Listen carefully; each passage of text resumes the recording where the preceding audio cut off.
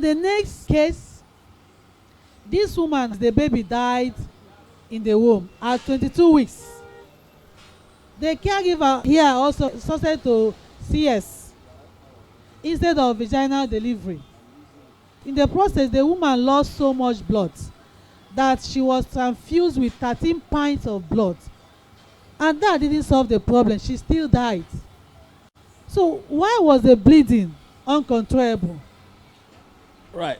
When a baby dies in the womb, like in the case of Iufd, intrauterine death, or what we call missed abortion or missed miscarriage, that is, baby is still inside the womb is closed, woman is not having any pains, she's not bleeding, we will say that that is a situation of missed miscarriage. Or baby has gained some time, like 22 weeks in this case, and is dead in the womb. This dead baby releases what we call thromboplastins into the blood. These thromboplastins facilitate the clotting of blood inside the system, inside the circulatory system. So the blood clots, and so most of the clotting factors are mopped up. That is, the clotting factor that will help a woman or anybody clot his blood. Because when we have injury, God has put inside our blood factors that can help the blood to stop flowing if there's injury. But in people with Iufd, that is, baby is dead in the womb, either people with missed miscarriage, thromboplastins have been released into the blood, which has been clotting blood all over the system, all over the body, and mopping up clotting factors. So that when the person receives an injury like an incision to do an operation, the person can bleed to death because there's no way the blood can cease flowing. In such people, blood can flow from the veins where people put drip. It can flow from sites and buttocks. In fact, it can flow from the nostrils. It can flow from the mouth. People start bleeding from all the orifices. Some people bleed from their ears once they have what we call disseminated intravascular coagulopathy. It's a DIC. We call it DIC. It's a very big name in medicine. From what you are saying, it's like the caregiver didn't have knowledge of the danger of DIC.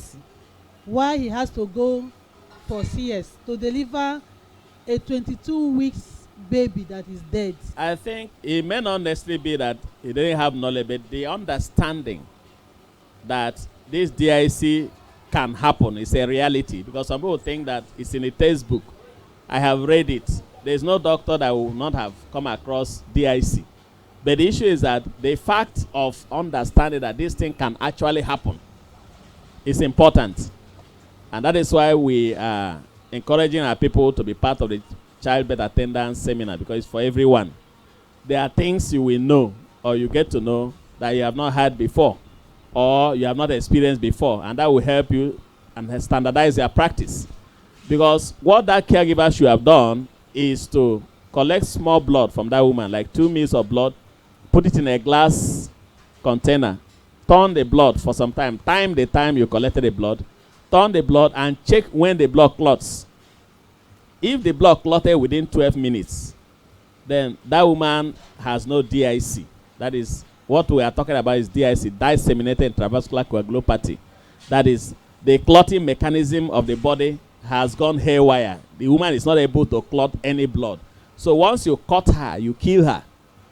And so to know whether this woman has reached that stage, you do what we call bedside clotting time. That clotting time will help you to know whether the blood can clot or not. And if he had done that, he would not have gone for a cesarean section. And anyway, cesarean section is not the solution to intrauterine death. It's better the woman is delivered vaginally. It's better you do an induction of labor and deliver that woman vaginally. It may be a bit troublesome, but then there are several ways to induce labor in that situation. And anyway, a woman that have lost her baby and the baby is not even up to term, giving her an injury and pain of CS, what does it benefit her? So I think that the caregiver must have thought along this line. Even if he has done the clotting time and it was okay, I don't think that going for CS was the best. It's not the best.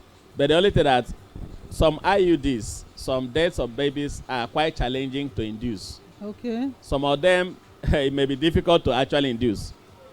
Now, if the baby is too big for that woman, cesarean section still remains the best option. If the baby is too big.